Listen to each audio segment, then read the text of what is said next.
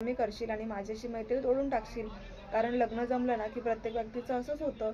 हळूहळू मित्र मैत्रिणी नकोसे वाटतात. आणि तिला ते आता आठवू लागते की कशा प्रकारे अर्णव सरांनी अंदाज लावला होता. पण आता मी तरी काय करू. बाबांना आज अर्णव सरांबरोबर जे काही त्यांच्या दोघांमध्ये वाद झालेले आहेत त्यांनाच असं वाटतंय की मी अर्णव सरांशी बोलणं बंद करावं.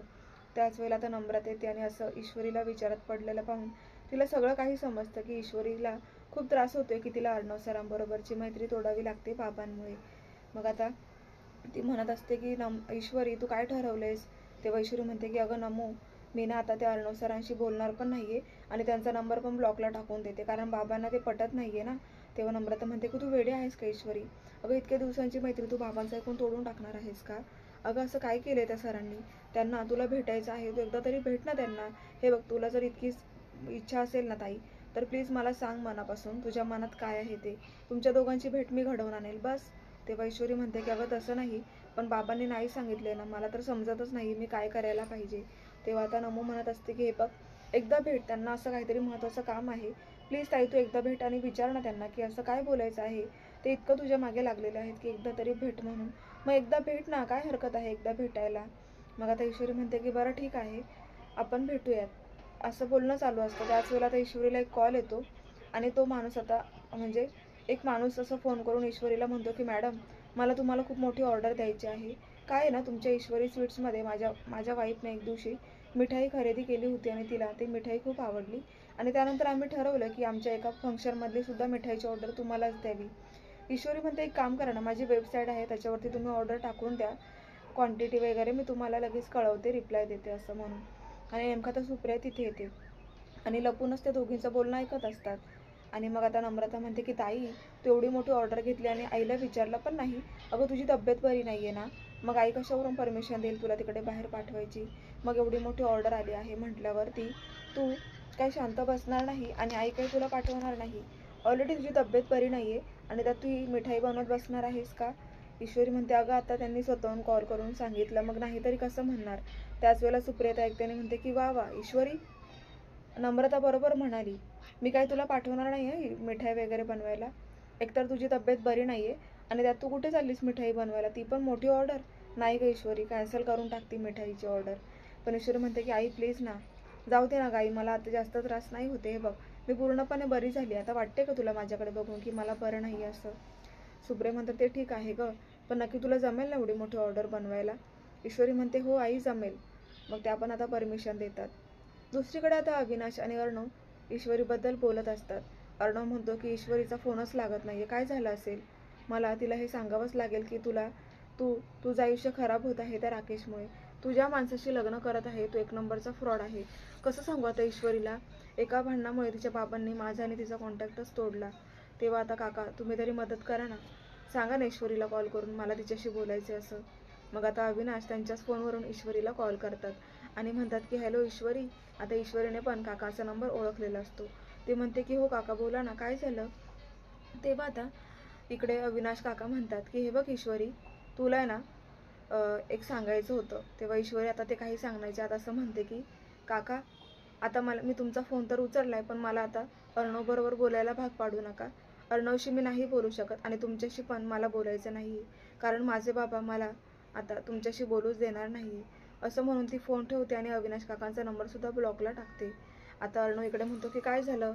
तेव्हा अविनाश काका म्हणतात की अरे तिने मी बोलण्याच्या अगोदरच असं सांगितलं की अर्णव सरांबरोबर मी नाही बोलू शकत आणि तुम्हाला पण अर्णवबद्दल बोलायचं असेल तर मला तुमच्याशी पण बोलायचं नाही, आणि तिने फोन ठेवून दिला. मग अर्णव म्हणतो काका चला आता टेक्स्ट मेसेज करायला घ्या, करा टाईप मी काय काय सांगतो ते टेक्स्ट मेसेज तर वाचेल ना, म्हणजे आपल्याला भेटो अगर न भेटो पण तिला कळेल की तिच्या पुढच्या लाईफमध्ये किती संकट आलेलं आहे ते. मग आता अविनाश काका हे मेसेज टाईप करतात अर्णव सांगेल तसं आणि सेंड करतात. पण आता त्यांच्या लक्षात येतं की नंबर तर ब्लॉक केला आहे, कारण इथे डबल टिक झालाच नाही आहे मेसेज. म्हणजेच आता ईश्वरीने माझा पण नंबर ब्लॉक केला आहे असं अविनाश आता अर्णवला सांगू लागतात. मग अर्णव म्हणतो की आता काय करायचं. तेव्हा आता अर्णव पुन्हा ईश्वरीच्या नंबरवर कॉल करतो, पण आता माहिती नाही की हा नंबर आता कसा काय त्या लावण्याला लागलेला आहे. आता हा फोन चुकून लावण्याला लागतो आणि अर्णवला असं वाटतं की ईश्वर आहे. तो म्हणतो की ईश्वर ऐक ना, फक्त एकदा भेट ना मला शेवटचं. लावण्या म्हणते की हॅलो अर्णव, तू कोणाला फोन लावलाय. अरे आपल्या लग्नाच्या मुहूर्ताबद्दल मला तुझ्याशी फोनवर बोलायचंच होतं, पण तूच मला फोन केलायस तर ऐक जरा, माझ्या मामा आणि मामीला मुहूर्त पाठवायचा आहे लग्नाचा. तेव्हा आता गुरुजींकडून मुहूर्त काढून आणशील का, की आपण दोघांनी जायचं? आणि आता डेस्टिनेशन काय आहे, कोणता हॉल बुक करायचा, येशील का माझ्यासोबत बघायला? आता एकतर तो वेगळ्याच मूडमध्ये असतो आणि इकडे लावण्याचं वेगळंच काहीतरी चालू असतं. तिला खूपच घाई झालेली असते अर्णव बरोबर लग्न करायची, आणि अर्णवकडे मात्र ह्या प्रश्नांची उत्तरच नसतात. तो म्हणतो, हे बघ लावण्या, मी तुला फोन केलाच नव्हता, आणि लागलाच असेल तर तू लगेच हेच बोलायला पाहिजे असं काही नाहीये.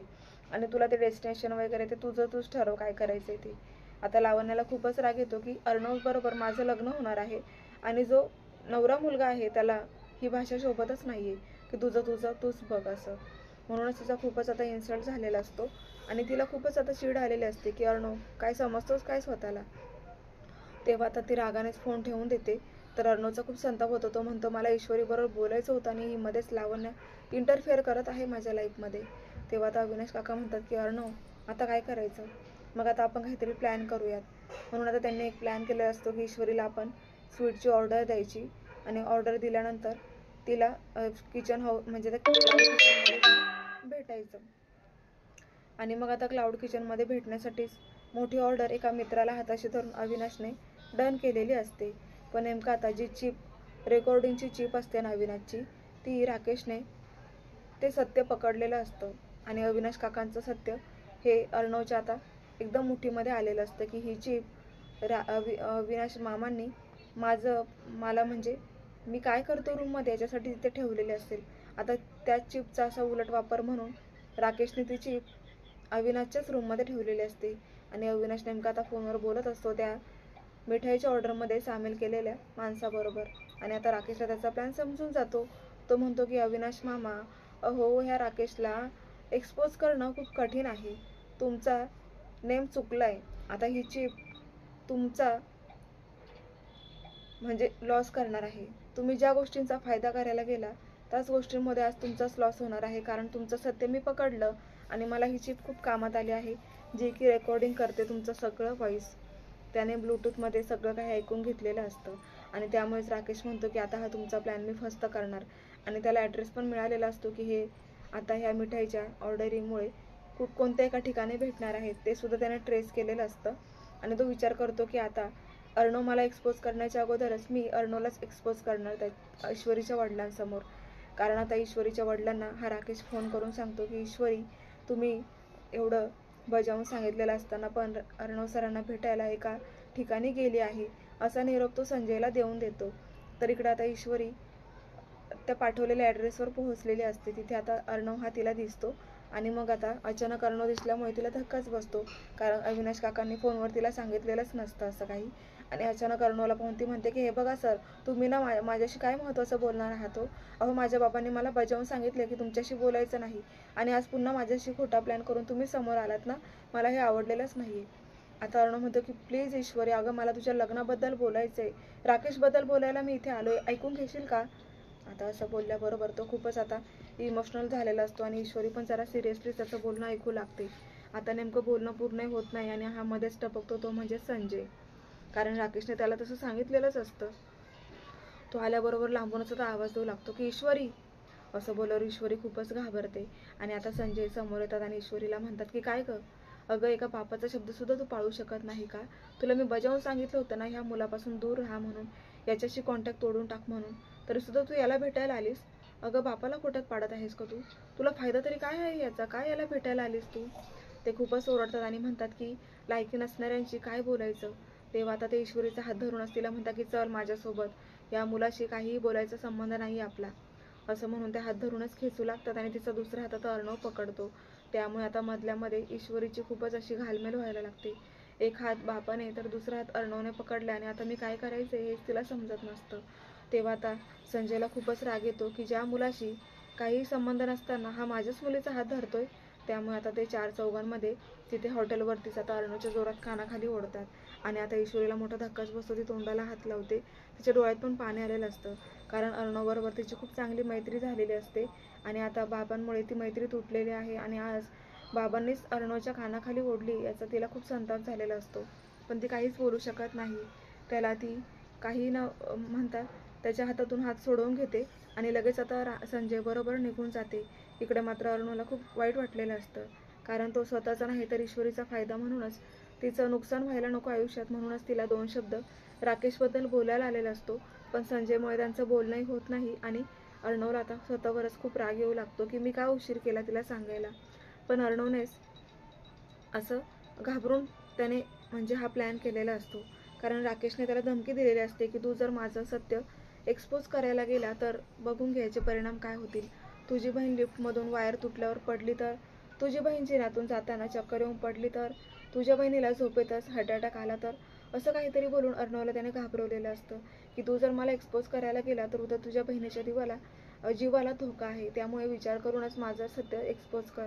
त्यामुळे अर्णव पूर्णपणे घाबरलेला असतो. पण आता त्या काकांच्या चिपमुळे सगळं काही आता इथे सेफ राहिलेलं नाहीये. कारण आता अर्णव आणि अविनाश जे काही बोलत आहे त्या चिपमधून आता सगळं काही ब्लूटूथने आता राकेश ऐकत असतो आणि त्यांचे प्लॅन आता तो बिघडवत असतो. प्रेक्षकांना आता पुढे काय काय होणार हे आपण उद्याच्या भागात पाहूयात. पण त्या अगोदर तुम्हाला आजचा भाग कसा वाटला कमेंट करून नक्की कळवा. व्हिडिओला लाईक करा, शेअर करा आणि तुम्हाला अजून ह्या रिव्ह्यूबद्दल काही कमेंट करायचे असेल तर तुम्ही करू शकतात. आणि मला वेगळ्या रिव्ह्यूबद्दल अपडेट द्यायचे असं तुम्ही कमेंट करताय तर ते मी नाही करू शकत, कारण सगळे रिव्ह्यू देणं पॉसिबल नाही आहे. त्यामुळे जे रिव्ह्यू मी तुम्हाला डेली दाखवते तेच रिव्ह्यू तुम्हाला रोज पाहायला मिळतील. आणि एक म्हणजे आज मी रिव्ह्यू देऊ शकले नाही कारण काही घरगुती प्रॉब्लेममुळे मला उशीर झाला आणि मी त्यामुळेच तुम्हाला रिव्ह्यू नाही देऊ शकले. पण उद्या रोजच्याच वेळेत तुम्हाला रिव्ह्यू पाहायला मिळेल. तर आज आपण इथेच थांबणार आहोत. भेटूया उद्याच्या लेटेस्ट आणि जबरदस्त ट्विस्ट घेऊन नवीन रिव्ह्यूमध्ये. तर चॅनलला सबस्क्राईब करून घ्या आणि नोटिफिकेशनच्या बेल आयकॉनवर ऑलवर क्लिक करा, जेणेकरून रिव्ह्यू मी टाकल्याबरोबर तुम्हाला लगेच त्याचं नोटिफिकेशन येईल आणि तुम्ही सगळ्यात अगोदर ह्या चॅनलवरती तो रिव्ह्यू पण पाहू शकतात. चला तर मग आज आपण इथेच थांबणार आहोत. भेटूया उद्याच्या भागात. धन्यवाद.